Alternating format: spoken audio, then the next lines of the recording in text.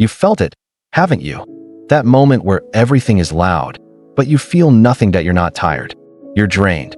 Not because you've done too much, but because you've been fighting battles in your head all day without moving a muscle. The world tells you to grind, to push through, to stay strong. But they don't tell you what to do when the voice inside your head isn't a whisper. It's a weapon. What do you do when your own mind won't let you breathe?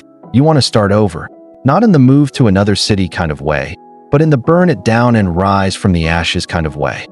You want to hit reset, not because you're weak, but because you've been carrying too much for too long and no one noticed, not even you. Let me tell you something the Stoics knew long before modern productivity hacks. No man is free who is not master of himself. Epictetus, you're not weak, that you're just untrained. And that's the problem, that you've been reacting to life like a sponge, soaking in everyone else's noise. You scroll to escape, you binge to avoid, you distract to numb, but the weight never leaves. It just gets redecorated. You can't escape your mind if your mind is what's chasing you. This isn't about motivation. This is about war, a mental war. And you've been losing quietly, smiling publicly, performing daily, breaking hourly. You don't need more advice. You need a reset, but it won't come from outside. You see, discipline isn't just about waking up early or going to the gym, that it's the art of becoming the guardian of your thoughts, the protector of your peace, the one who decides every day not to bow to chaos. It's not about grinding harder, it's about rebuilding from within. Let's rebuild. Not all at once, not with a perfect plan, just one small mental shift at a time. Because the Stoics didn't wait to feel ready, they trained themselves to be unshaken, even when the world crumbled around them. Right now, you're not lazy, that you're mentally bruised, that you've been running a marathon on broken ankles and wondering why it hurts to move. It feels like nothing is working, but that's not your end, that it's just your cue to reset. Let me ask you this. When was the last time you sat in silence? Not scrolling, not solving, just sitting.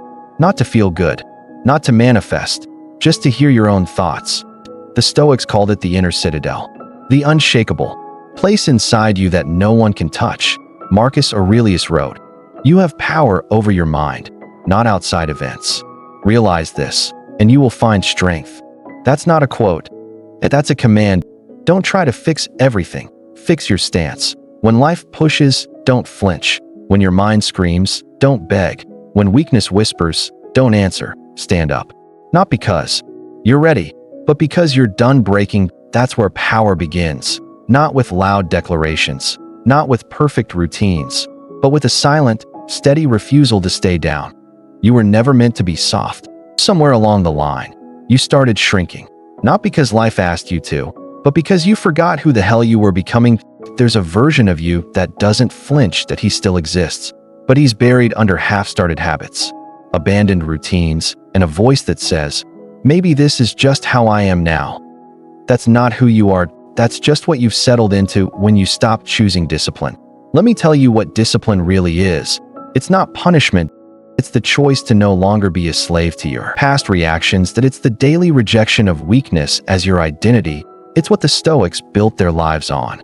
Not motivation, not hype, but unshakable clarity. Clarity about who they were. Clarity about what they would and would not tolerate. Clarity about what truly mattered. Marcus Aurelius wrote that if you are distressed by anything external, the pain is not due to the thing itself, but to your estimate of it. And this you have the power to revoke at any moment. Read that again. Take your mind back. One breath, one refusal, one act of defiance at a time. Oh, what's the act today? Maybe it's getting out of bed when you don't feel like it. Maybe it's putting down your phone mid-scroll. Maybe it's saying no to the voice that says, one more episode, one more snack, one more snooze. Because discipline isn't the absence of temptation, it's the training of your response to it. Let's bring it down for a second. Close your eyes. Not literally, but just in your mind. Picture your life if you applied just 3% more discipline. Not perfection, just a little more refusal. What would change? What wouldn't? What excuses would finally die if you stopped feeding them? You've tried brute force, that you've tried motivation playlists, that you've tried waiting for clarity. But have you tried stillness? Real stillness? Have you tried asking yourself, what would the strongest version of me do right now? And then doing it, not for results, but for respect. The Stoics didn't avoid pain. They trained themselves to walk through it with their eyes open. They practiced voluntary discomfort, cold water, hard tasks, silent mornings. Not because they were obsessed with suffering, but because they knew, he who sweats more in training bleeds less in war.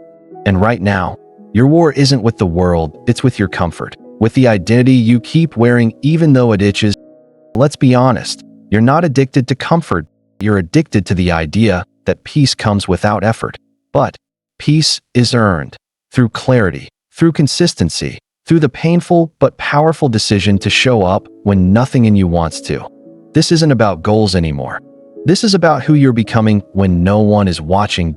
It's about leaving behind the shell, the version of you that survives, reacts, avoids, and choosing the version that builds. You don't have to do it all today. You just have to refuse to be who you were yesterday. Not because yesterday was evil, but because you've outgrown it. The world trains your body by accident. You walk, you lift, you move. Even if you don't try, you adapt. But your mind? It doesn't get stronger by accident. It gets weaker, unless you train it. And the only way to fight back is to treat your mind like a weapon, not a sponge. That's what Stoics did. They trained their thoughts the way warriors train their reflexes. The things you think about determine the quality of your mind. So what are you feeding it? Noise, drama, half-finished goals, and algorithm-fed doubt? Or are you deliberately choosing thoughts that shape the man you want to be? You don't need to fix everything. You just need a better mental routine. You need a daily pattern, not for perfection, but for power. Start here. 1. Wake before the world wakes you, even if it's 10 minutes. Reclaim that silence. Point 2. Journal one line, not to sound wise, just to observe your mind. Point 3. Ask one question. What would the strongest version of me do today? Then do one thing to honor that answer. That's it. That's Stoic discipline. It's not 10-hour routines or perfect motivation. It's training the internal voice to speak power, not pity. And yes, some days you'll fail, that you'll snooze, that you'll scroll, that you'll snap at someone and regret it. But listen to me closely.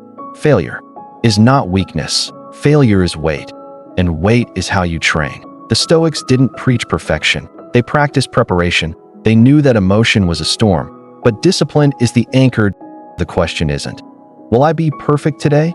The question is, will I prepare myself so deeply that I stay calm when the storm hits? Let me give you a picture. Imagine yourself in 1 year. Same job, same city, same problems, but one difference. You've been training your mind like a soldier trains his stance. You no longer flinch at discomfort. You no longer delay hard choices. You no longer scroll to escape silence. You sit in it like it's a throne. That version of you? He's already in you. You just have to choose him, more often than not. Forget massive transformation. Forget becoming a new person.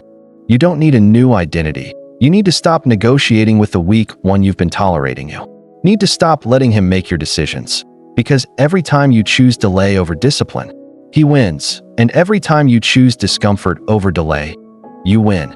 Even if it's small, even if no one sees it, even if it hurts. Stop waiting for the perfect moment to rebuild. This is the moment, not because it's magic, but because you've finally had enough of watching yourself stay small, that you've tried surviving, that you've tried pretending, that you've tried waiting for the storm to pass. Now it's time to do something different. Become the storm. Tomorrow is how your excuses stay alive. Tomorrow is where your dreams go to die quietly, without anyone noticing. You don't need tomorrow. You need now. Right now, the war isn't with the world, it's not with your job, your schedule, your genetics, that it's with the part of you that says, this is just who I am. Know that's who you've been when you've stopped choosing, and you can choose again. You are not your mood. You are not your habits. You are not your history. You are the builder of all three, and builders don't wait to be inspired. They pick up the hammer.